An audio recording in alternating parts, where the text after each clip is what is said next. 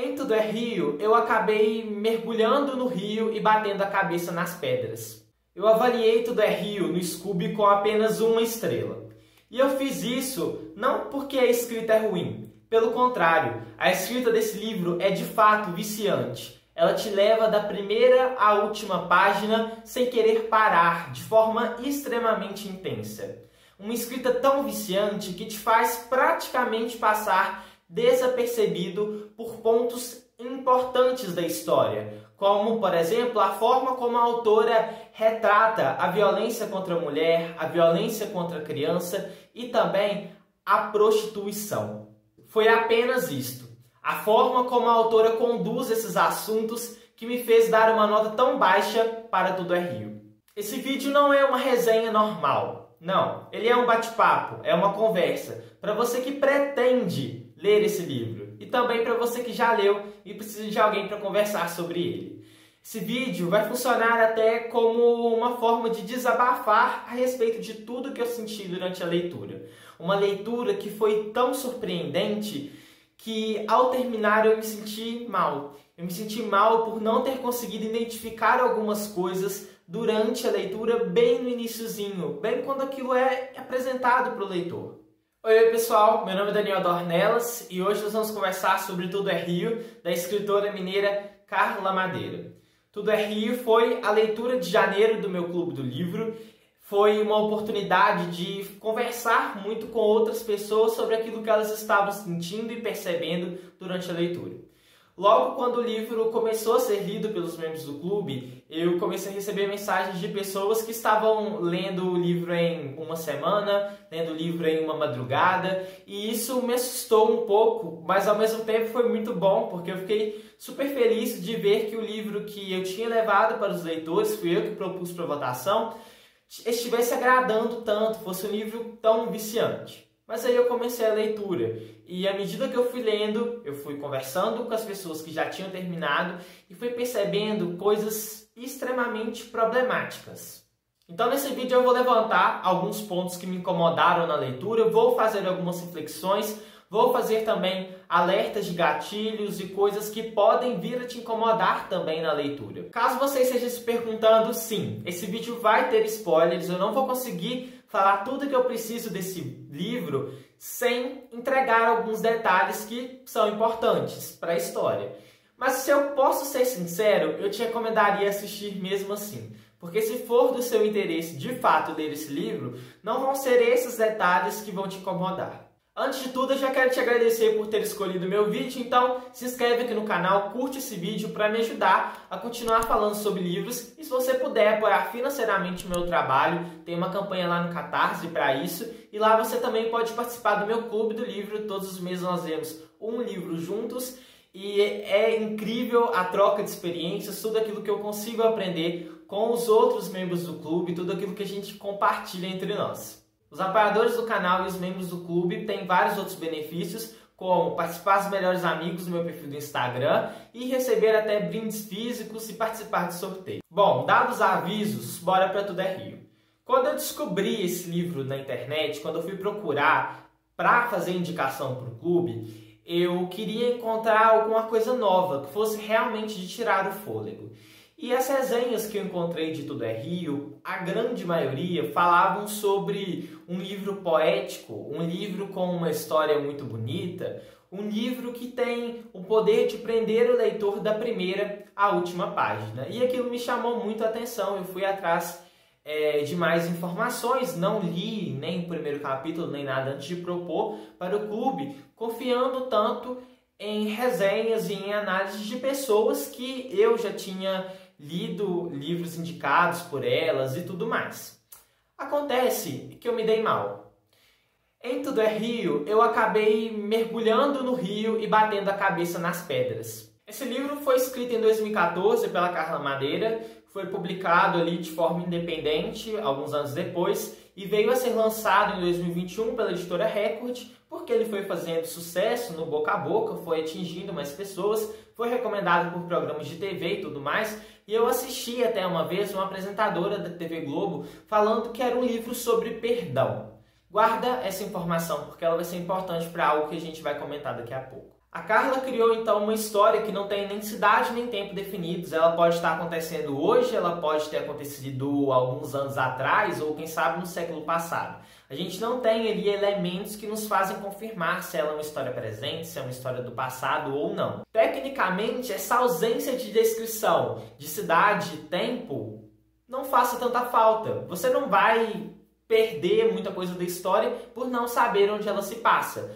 A gente imagina que seja uma cidade bem pequena, porque tem bastante fofoca, todo mundo conhece tudo de todo mundo. E o tema central aqui vai girar em torno da Dalva e do Venâncio, que são um casal. Eles se conhecem bem ali na juventude e a história vai contar ao longo de seus capítulos um pouco também do passado desses dois, até o momento em que eles decidem se unir. Acontece que bem no início dessa união, para a gente já poder entender um pouco do que vai nortear essa história, o Venâncio ele se mostra como uma pessoa muito ciumenta, um homem muito ciumento. Tanto que em determinado momento ali, bem no iniciozinho, ele vai agredir um amigo que abraçava a Dalva por puro ciúme. Ele não gostava que outras pessoas vissem o quanto ela era uma pessoa chamativa no quesito beleza, no quesito simpatia. E ele era um cara tóxico, machista, opressor. Acontece que quando o Venâncio agride esse amigo da Dalva, logo após a família começa a perceber que ele era estranho no jeito de agir, mas ele pede a Dalva em casamento, a Dalva aceita e o pessoal passa um pano, assim, tudo segue como se ele não tivesse feito nada, como se ele não tivesse agredido alguém tão importante para a família. Na mesma cidade mora a Lucy. A Lucy é uma prostituta, ela perdeu seus pais bem nova, não me lembro agora exatamente como, mas ela foi morar com a tia e com o tio que iriam cuidar dela na ausência dos pais. Só que na verdade ela não é cuidada não. Ali naquela casa ela vai ter uma vivência um pouco Harry Potter com os Dursley, sabe? Ela vai ser sempre jogada de lado, ela sempre vai ficar para lá, enquanto as filhas do casal recebem todo o cortejo, são bem tratadas e tudo mais. A Lucy vai crescer com aquela revolta, com aquela coisa de ter poder, com aquele desejo de ter poder. Uma coisa que é dela.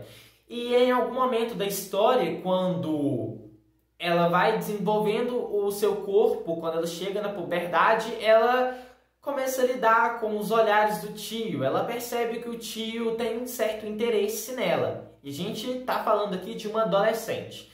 A Carla não dá uma idade exata, ela não deixa tudo claro para você, mas entende que ela é sim uma adolescente. Ou seja, se o tio está assediando, é assédio. Só que depois essa relação de assédio ainda vai virar um incesto. Ou seja, tudo fica muito problemático. Pela raiva que Lucy sentia pela tia, ela começa a querer se vingar de alguma forma. E ela vai se aproximar do tio com o objetivo de seduzi-lo.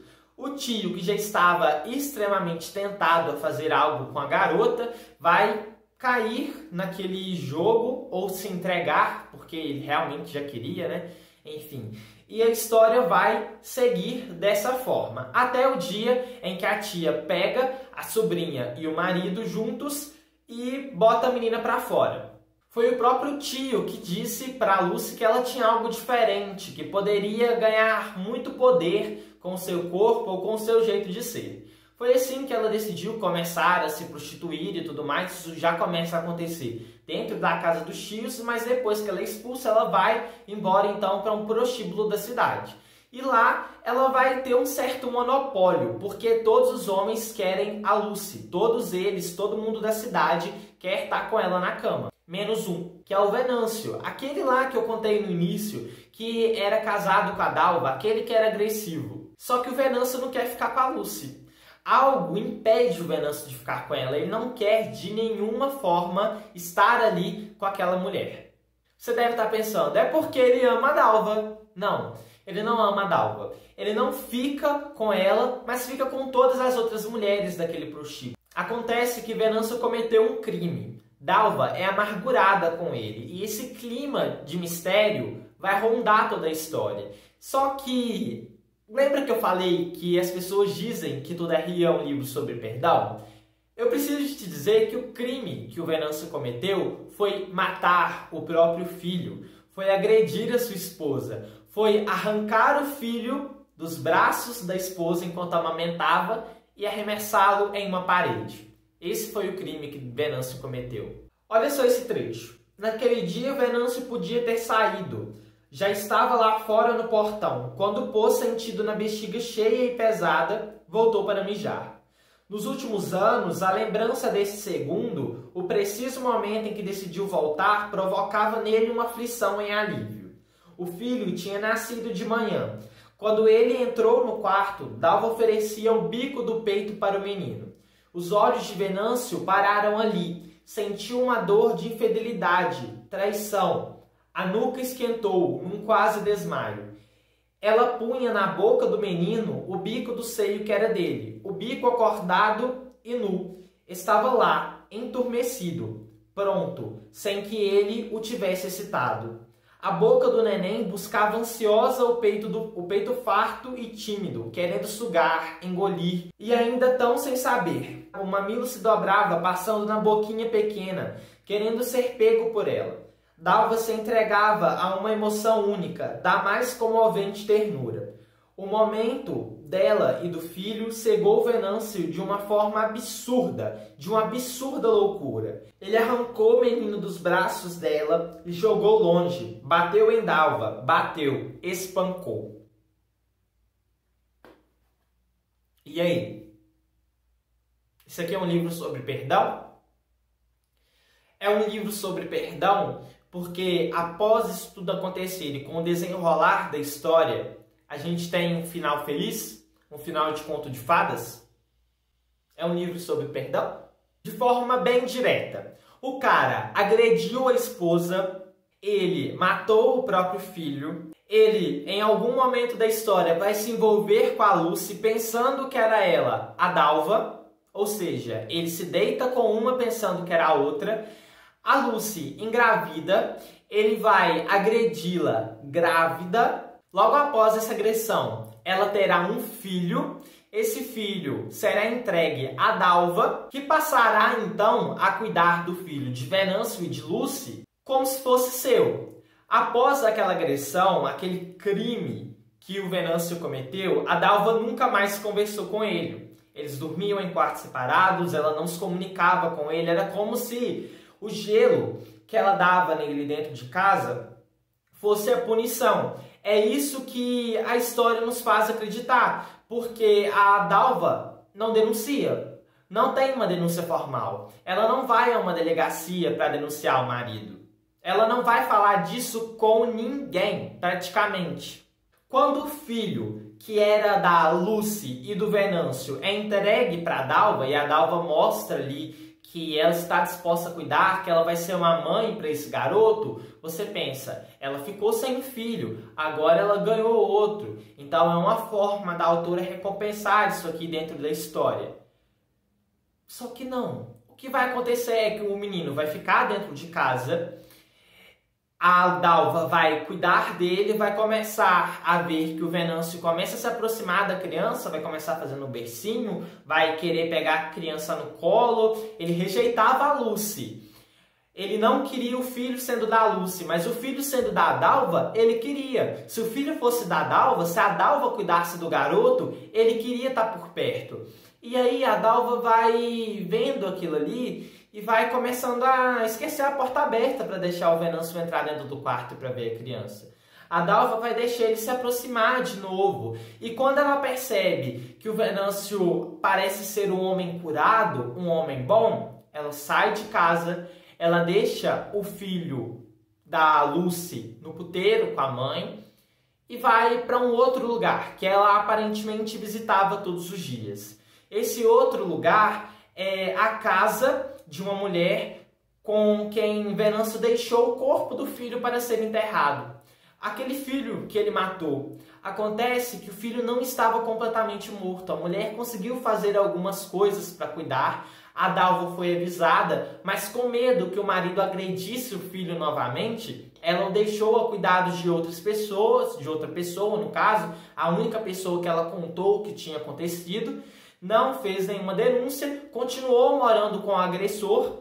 Ela ia sempre visitar o filho que não ia para casa. Imagina só essa criança: mamãe, por que eu não posso ir para sua casa? Mamãe, por que você me cria aqui? Por que eu não posso estar com o meu pai? Sendo que provavelmente ela contava do pai para o menino nunca podia acompanhá-la de volta. Ela volta do lugar que ela tinha ido para buscar esse garoto, passa no puteiro, pega o outro menino, vai com ele para casa e assim o livro termina, como uma família feliz. A mãe, o pai que matou um filho e aí o filho ressurge, o filho que ele rejeitou, e essa é a família perfeita. E aí, o que você me diz? Eu não sei, sabe? Esse livro me deixa sem saber o que falar, sem saber o que pensar. Não tem nem como eu seguir um roteiro, não tem como eu manifestar tudo aquilo que eu estou sentindo sem falar com vocês esses detalhes da história. Porque isso incomoda muito, muito, muito, muito. Porque vamos lá, o Brasil mata a cada 6 horas e meia uma mulher. A cada 6 horas e meia uma mulher é vítima de feminicídio. E por mais que se trate de um livro de ficção, não é um manual de instruções, ninguém é obrigado a seguir aquilo. Essas histórias inspiram pessoas. Toda história inspira uma pessoa, todo livro inspira uma pessoa. A partir do momento em que alguém lê a história da Dalva e do Venâncio, pode ser que esse livro chegue a uma mulher que sofre algum tipo de violência e que ao ler fique com o pensamento de que o meu marido pode mudar. Pode ser que meu marido mude, pode ser que meu marido não me mate, pode ser que meu marido lá no futuro não me agrida mais. Hoje ele me bate, mas eu acredito que ele vai mudar. E vocês percebem que isso é uma coisa que a igreja colocou na cabeça de muitas mulheres por aí, que famílias colocaram na cabeça de muitas mulheres. E agora que a gente está se livrando um pouquinho disso, que a gente está conseguindo incentivar as mulheres a denunciarem os casos de violência, me aparece uma história dessa. Eu li o e-book, e no e-book não tem nada, não tem um pós-fácil, não tem uma coisa que te fale assim: eu escrevi essa história aqui, essa história existe, mas não devia ser assim, ou sei lá, sabe, alguma coisa para falar que esse não é o final que histórias na vida real devem ter. Daniel, mas o livro não é uma inspiração, o livro não é feito para ninguém copiar. Não é, mas ele vai servir de inspiração. Assim como qualquer coisa que passa na TV, como qualquer outro livro que é lido, livros inspiram histórias. Além de reforçar o mito do agressor, do opressor que vai mudar, do homem que vai evoluir, de trazer uma história em que não há denúncia, que não há punição para um cara que agride uma mulher, que agride uma criança, o livro ainda vai trazer outras problemáticas, como, por exemplo, uma forma muito rasa de se retratar a prostituição. No livro, fica-se com a impressão de que as pessoas vão para o caminho da prostituição simplesmente porque querem ganhar dinheiro ou porque querem ganhar poder. Nem de longe essa é a realidade. A maior parte das pessoas que entram na prostituição vão para esse caminho porque não tem outro, porque precisam de ganhar dinheiro e não encontram trabalho. Inclusive é o que acontece principalmente com travestis. O que me irrita mais na relação da Lucy com o tio é o fato de a autora deixar ali implícito se ela é menor de idade ou não. Ou seja, se ela é menor de idade, trata-se de um caso de pedofilia. Então não é só o incesto que está em questão, é algo bem pior. Na minha resenha lá no Scooby eu cheguei a comentar também que o fato de o filho da Dalva ressurgir, né, o menino que estava morto aí reaparece e tal, ele rompe uma ligação que mães e pais que perderam filhos vão criar com a personagem. Porque imagina uma mãe que perdeu um bebê, começa a leitura se sentindo próximo ali da Dalva por conta daquela dor de ter perdido um filho, por mais que de uma circunstância diferente.